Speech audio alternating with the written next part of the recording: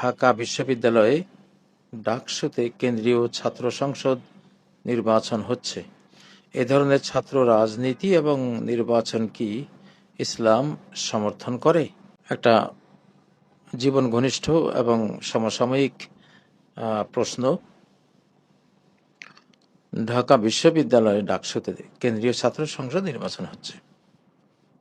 আসলে রাজনীতি এবং নির্বাচন এগুলো তো অনেকটা ইজতেহাদি বিষয় বা গবেষণার বিষয়।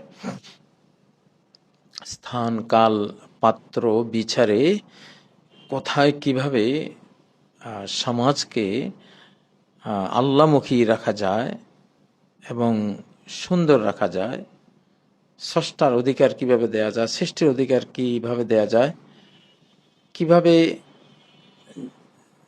চরিত্র গঠন এবং পরিবার গঠন এবং বিশ্ব শাসন করা যায়, এই তিনটি ধাপ ছাত্র জীবনেই তো শিখতে হবে।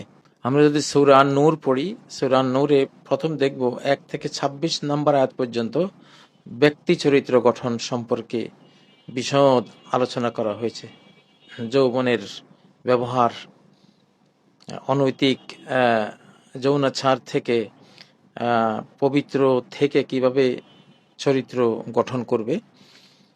তো যারা এই চরিত্র গঠন বা তাহজিবুল আখলাক যেটাকে আরবিতে বলে, আখলাককে কালচারকে যারা রেসপেক্ট করবে এবং সুন্দরভাবে যারা ইসলামিক এবং আমাদের যে বাংলাদেশ, বাংলা ভাষাভাষী আমরা যারা আছি, আমাদের লোকপ্রথা, দেশপ্রথা ইত্যাদিতে আমাদের কালচারাল দিকগুলো সামনে রেখে সুন্দর কালচারের একটা জীবন, একটা যুবক, একটা যুবতী কিভাবে নিজেকে গড়বে,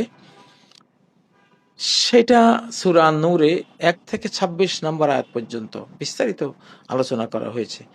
কেউ কাউকে যৌন অপবাদ দিলে তার শাস্তি কি, স্বামী স্ত্রীকে দিলে যৌন অপবাদ দিলে কি ধরনের শাস্তি, বা স্ত্রী স্বামীকে দিলে সেটার বিধান কি, অন্যকে অপবাদ দিলে সেটার বিধান কি, বিস্তারিত আলোচনা হয়েছে।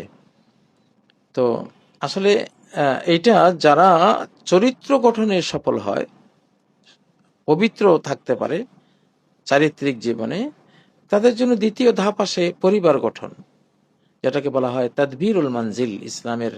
ইসলামী রাজনীতির পরিভাষায় মঞ্জিল, একটা পরিবারকে কিভাবে চালাতে হবে, ম্যানেজ করতে হবে, কিভাবে সেখানে স্বামী স্ত্রী পরস্পরকে দেয়া নেয়া করবে, কিভাবে হক আদায় করবে, কিভাবে তারা তাদের ইমোশনাল ওয়ার্ল্ড নিয়ন্ত্রণ করবে, ফিজিক্যাল ওয়ার্ল্ড কিভাবে নিয়ন্ত্রণ করবে, চালাবে, চলবে, বহু বিষয় এখানে আছে। তো এইটা সূরা আন-নূরের 27তম আয়াত থেকে সামনে অনেক দূর পর্যন্ত এই বিষয়টি আল্লাহ তাআলা আলোচনা করেছেন। তাহলে প্রথমে তাহজিবুল আখলাক, এরপরে তাদবীরে মানজিল, পরিবার গঠন।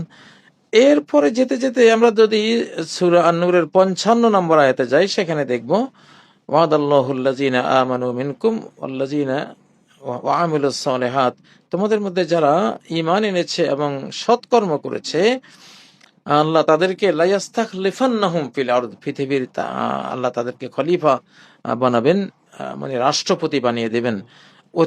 অতীতদেরকে যেমন রাষ্ট্রপতি বানিয়েছেন, রাষ্ট্র ক্ষমতা দিয়েছেন। ওয়ালা ইউমাক্কিনান্না লাহুম দীনাহুমুল্লাযী ইরতাদা লাহুম, তাদের জন্য আল্লাহ যে দিন ধর্ম মনোনীত করেছেন সেই ধর্মকে শক্তিশালী করে দেবেন এবং ভয়ের পর তাদেরকে নিরাপত্তা দিয়ে দেবেন। তারা আমার ইবাদত করবে, আমার সাথে কাউকে শরীক করবে না। ওমান কাফারা বাদা যালিক, এরপরেও যদি কেউ কুফরি করে ফাউলাইকা হুমুল ফাসিকুন, তারাই হলো ক্রিমিনাল, অপরাধী। তো এই যে একটা তারতিব আল্লাহ দিলেন এখানে, তো এটা তো একসাথেই চলেছে।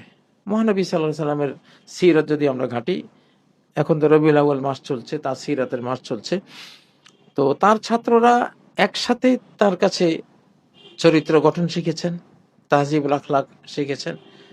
ঠিক যুগপৎভাবে সেই সময়ে কিভাবে একটা পরিবার চালাতে হয়, ফ্যামিলি মেনটেনেন্স কিভাবে করতে হবে, ইমোশনাল ওয়ার্ল্ড কিভাবে নিয়ন্ত্রণ করতে হবে, সেগুলো শিখেছেন।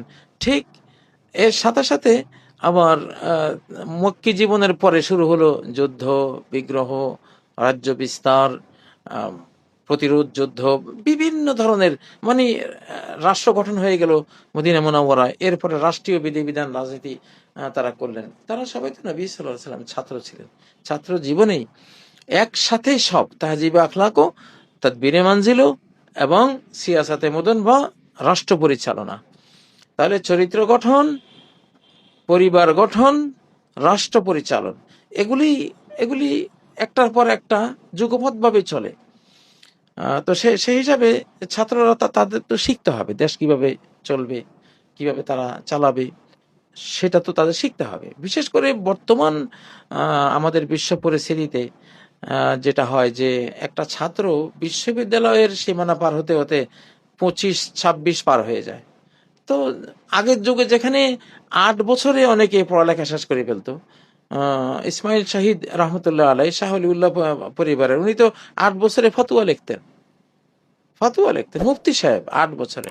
ইমাম বুখারী তো 10 বছর পেরিয়ে তিনি সহিহ বুখারী লেখা শুরু করেছেন। সহিহ বুখারী। হযরত ইবনে আব্বাস ছোট্ট থেকে থাকতেই উনি বিশাল মুফাসসির। আগের যুগে তো সময় নষ্ট করা হতো না। তো এখন তো সে কবে চরিত্র গঠন করে, এরপরে কবে সে পরিবার গঠন করবে, কবে বিশ্ব শাসন করতে যাবে, তো এগুলো করতে করতে তো তার কবরে যাওয়ার টাইম হয়ে যাবে। এই জন্য এখন তো বিদ্যালয় তো বৃদ্ধালয়, মানে বিদ্যালয়ে বুড়ো বানিয়ে ছাড়বে ছাত্রদেরকে। অতএব এখন তো উপায় নাই, নিরুপায় হয়ে এখন চরিত্র গঠন, পরিবার গঠন, শাসন, এগুলি এগুলি নবী সাল্লাল্লাহু আলাইহি ওয়াসাল্লামের ছাত্রদের মতোই একসাথে যুগপৎভাবে চললে তারা কিছু শিখতে পারবে, কিছু করতে পারবে। তো আর বিশেষ করে এখন আমরা যদি বাংলাদেশের দিকে তাকাই, বাংলাদেশ তো জুলাই 36-এর যে স্বাধীনতা, এটা ছাত্রদের মাধ্যমেই তো সূচিত হয়েছে। আল্লাহ তাদেরকে মনোনীত করেছেন, তারা নেতৃত্বে ছিল এবং গোটা জাতি তাদেরকে সমর্থন দিয়েছে, তাদের পিছনে জড়ো হয়েছে, দেশ স্বাধীন হয়েছে। তাহলে ছাত্রদেরকে তো অবজ্ঞা করার কোনো সুযোগ নেই, ছাত্র জীবনকে অবজ্ঞা করার কোনো সুযোগ নেই। বিশেষ করে বাংলাদেশ তো 52-র যেই আন্দোলন, সেটাও ছাত্র আন্দোলন। 71-এর যেই মুক্তিযুদ্ধ, এটাও কিন্তু ছাত্রদের থেকে সূচিত হয়েছে, এবং যেটা সর্বশেষ 24-এ হলো, এটা তো ছাত্রদের মাধ্যমে হয়েছে। আফগানিস্তানে যে তালেবান শাসন, তালেবান মানে কি ছাত্র, সেখানে ছাত্র শাসন চলছে। তো আসলে বিভিন্ন কারণে এখন ছাত্র রাজনীতি, বিশেষ করে ঢাকা বিশ্ববিদ্যালয়, এটা তো আমাদের একটা একটা একটা ব্রেইন বাংলাদেশের। তো এখান থেকে মাইন্ডগুলো তৈরি হয়, এখান থেকে মাইন্ডগুলো দেশটাকে, ভবিষ্যৎকে তারা নিয়ন্ত্রণ করতে শেখে। আর ইসলামে যেমন এমন সিস্টেম আছে যে যদি কেউ সাফারা সালাসা, 3 জন মানুষ যদি সফরে বের হয়, ফালি আমির আহাদাহম, একজনকে যাতে আমির নির্বাচন করে। 3 জন সফরে গেলে, আবু দাউদের মধ্যে হাদিসটি রয়েছে যে 3 জন সফরে গিয়েছো, একজনকে আমির বানাও, যে 3 জনের উনি আমির। তো আসলে ইসলামিক জীবনযাপন তো ইমারত ছাড়া, একজনকে নেতা নির্বাচন করা ছাড়া চলে না, একটা ব্রেইন লাগেই। তো সেই হিসাবে ছাত্র সংসদ নির্বাচন, তারা তো একটা ব্রেন, তাদের একটা কারা নেতৃত্ব দেবে তাদেরকে নির্বাচন করছে। এটা ইসলামের বিরোধী নয়, ইসলাম বিরোধী নয়। তবে যদি মন্দ কাউকে তারা নির্বাচিত করে, যারা সচ্চরিত্রতা, যাদের চরিত্র গঠন কি জিনিস বুঝে না, পরিবার গঠন কাকে বলে, পারিবারিক পবিত্র জীবন কতটা সৌন্দর্যমণ্ডিত এবং কতটা মানবিক, কতটা সাফল্যের ফাউন্ডেশন, যে পারিবারিক একটা পবিত্রতাময় জীবন। তো এগুলো যারা বোঝে না, বা শাসন, ইসলামিক শাসন